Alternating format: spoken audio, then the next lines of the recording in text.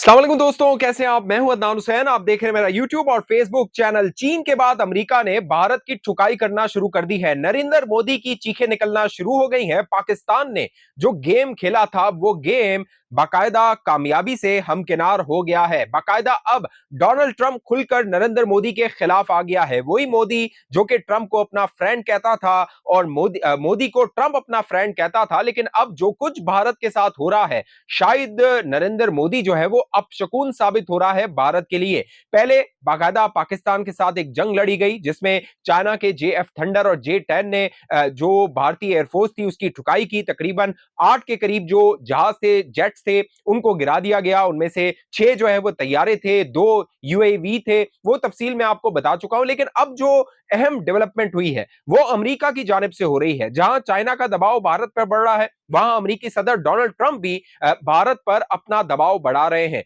जब 10 तारीख को सीज फायर किया गया पाकिस्तान और भारत के दरमियान, तो इसका ऐलान जो डोनाल्ड ट्रंप है उनकी जानिब से आया। एक ट्वीट उन्होंने किया और उसमें उन्होंने कहा कि मैंने ट्रेड के नाम पर, यानी ट्रेड पर मैंने सिंदूर का समझौता करवा दिया है। जो नरेंद्र मोदी है उसने सिंदूर भेज दिया है सिर्फ और सिर्फ ट्रेड और कारोबार के लिए। यह डोनाल्ड ट्रंप का ट्वीट था। अब जो भारत है वो इससे डिस्टेंस कर रहा है। भारत कोशिश कर रहा है कि इस तासुर को जाहिल किया जाए, इस तासुर को खत्म किया जाए और जो भारत की आवाम है उसको मजीद झूठ बताया जाए और कहा जाए कि डोनाल्ड ट्रंप ने कोई सीज फायर नहीं करवाया था। जो कह लीजिए भारत है उसने खुद से पाकिस्तान के साथ सीज फायर किया था। लेकिन अब जो बड़ी कयामत, बड़ी आफत टूट पड़ी है वो ये है कि ट्रंप के पाकिस्तान के साथ कारोबारी ताल्लुकात बढ़ना शुरू हो गए हैं।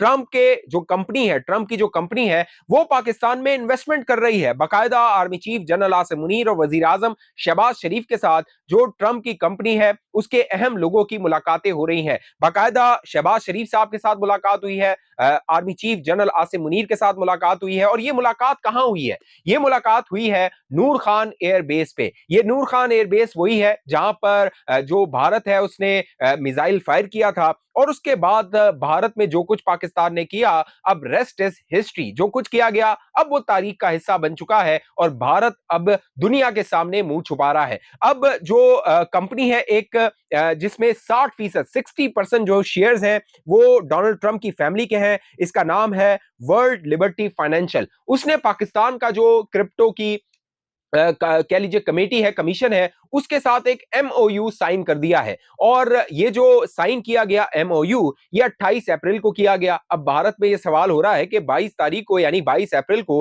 पहलगाम का वाकया होता है। पहलगाम में 26 जो भारतीय थे उनको मार दिया जाता है। उसके बाद पाकिस्तान के खिलाफ एक पूरा महाज बनाया जाता है और 28 तारीख को डोनाल्ड ट्रंप का बेटा और उसका जो कह लीजिए कि पार्टनर है वो पाकिस्तान आते हैं, पाकिस्तान में MOU साइन करते हैं और पाकिस्तान को साउथ एशिया का क्रिप्टो हब बनाने की कोशिश की जा रही है। यानी अमेरिका जो है एक बड़ी इन्वेस्टमेंट पाकिस्तान में लाने जा रहा है, पाकिस्तान को साउथ एशिया का क्रिप्टो हब बनाने जा रहा है। तो डोनाल्ड ट्रंप जो है बाज़ाहिर नजर आ रहा है और इंडिया के मीडिया पे जो एनालिसिस हो रहे हैं, तज्जिए हो रहे हैं, वो ये हो रहे हैं कि डोनाल्ड ट्रंप शायद पाकिस्तान की टीम में चला गया है, वो पाकिस्तान की साइड से खेल रहा है। क्योंकि हालिया दिनों में हमने देखा जो ये सारी डील करवाने वाला है वो स्टीवन विटऑफ है। स्टीवन विटऑफ जो है वो डोनाल्ड ट्रंप का बड़ा करीबी दोस्त है। गोल्फ जो है वो ये साथ खेलते रहे हैं और स्टीवन विटऑफ को बाकायदा जो यूक्रेन की वॉर थी और जो कह लीजिए मॉस्को यानी रशिया है उसके साथ जो मामलात हैं उनके लिए एक स्पेशल एनवॉय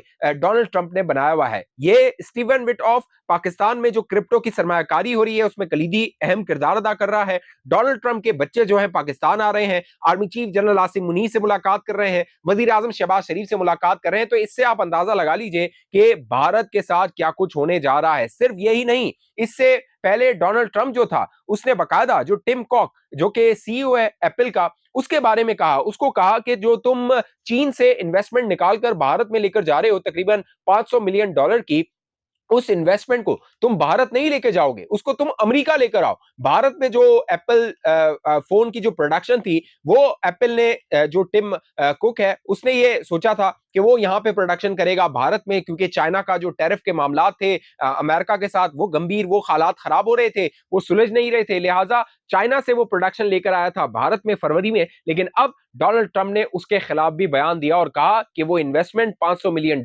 की अमेरिका तुम लेकर आओगे। तो ये बुरी खबरें हैं जो भारत के लिए आ रही हैं, और जो मजीद बुरी खबरें हैं वो चाइना से आ रही हैं। यानी कि चाइना भी घेरा तंग कर रहा है। दो बड़ी ताकतें हैं दुनिया की, अमेरिका और चाइना। अब चाइना भी घेरा तंग कर रहा है भारत का, और अमेरिका भी घेरा तंग कर रहा है भारत का। चाइना जो है उसने हिमाचल प्रदेश जो कि बॉर्डर एरिया है कह लीजिए भारत और चाइना का, वहां पे तकरीबन 27 के करीब 27 जो लोकेशंस हैं उनके नाम तब्दील कर दिए हैं। इससे पहले पिछले साल तकरीबन 30 के करीब जो लोकेशन थी उनके नाम तब्दील कर दिए थे चाइना ने, और जो भारत था वो कुछ नहीं कह सका था। आपको याद होगा 2020 में चाइना और जो भारत है उसका क्लैश हुआ था, बॉर्डर क्लैश हुआ था। उसमें 20 के करीब जो भारतीय फौजी थे वो मारे गए थे, और चाइना की तरफ से सिर्फ 4 जो फौजी थे वो मारे गए थे। तो भारत जो है वो हर तरफ से घेरा जा रहा है, और इसका जिम्मेदार, मैं तो इसका जिम्मेदार नरेंद्र मोदी को ठहराता हूं, क्योंकि मोदी जो था वो उसको लार्जर देन लाइफ बना के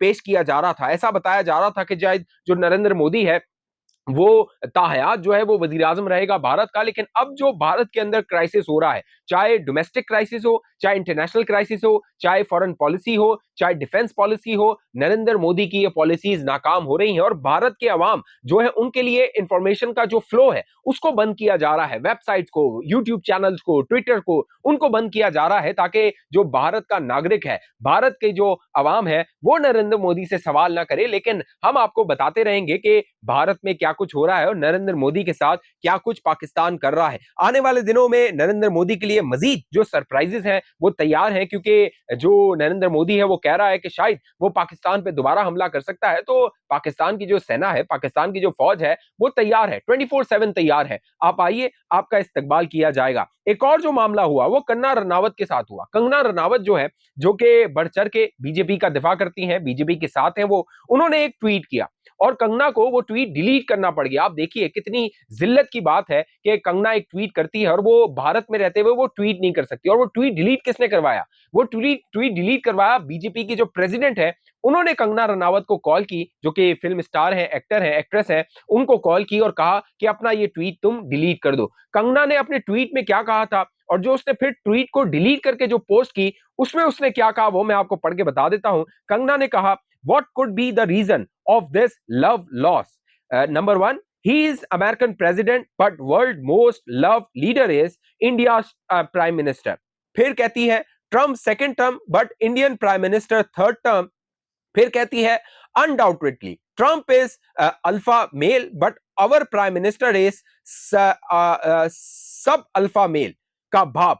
व्हाट डू यू थिंक? ये कह रही है कंगना रनावत। आगे वो कहती है दिस इज पर्सनल जो है वो जेलसी और डिप्लोमेटिक इनसिक्योरिटी। ये डोनाल्ड ट्रंप के हवाले से कंगना रनावत कह रही थी, और कंगना रनावत को कुछ देर के बाद ये ट्वीट डिलीट करना पड़ा और लिखना पड़ा, respected national president Shri Nadda called and जो है वो assented to delete the tweet to me. यानी वो कह रही है कि मुझे उसने कहा, प्रेसिडेंट ने जो बीजेपी का है, कि तुम ये ट्वीट डिलीट कर दो। यानी कि अब जो पापा है ना इनका अमेरिका, डोनाल्ड ट्रंप, उसको ये खुश करने की कोशिश कर रहे हैं कि सॉरी सॉरी कर ली जाए, लेकिन सॉरी हो नहीं पा रहा। तो बजाय नजर आ रहा है कि जो इंडिया है, नरेंद्र मोदी है, उसके लिए मामलात मुश्किल हो रहे हैं। कोई उसका सपोर्ट करने को तैयार नहीं है। इंटरनेशनली आइसोलेशन में जा रहा है इंडिया, आइसोलेशन में जा रहा है नरेंद्र मोदी। कोई उसको डिप्लोमेटिक सपोर्ट जो है वो नहीं मिल रही, और पाकिस्तान जो है एक्स्ट्रा ऑर्डिनरी पाकिस्तान परफॉर्म कर रहा है, मिलिटरीली, डिफेंस वाइज, आप डिप्लोमेटिक वाइज आप देख लीजिए, इकोनॉमिकल वाइज। इंशाल्लाह पाकिस्तान इसी तरह इसी तेजी से ग्रो करेगा,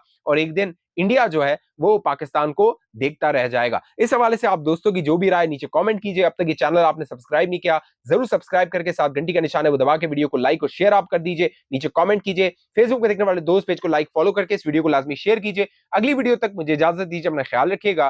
पाकिस्तान जिंदाबाद।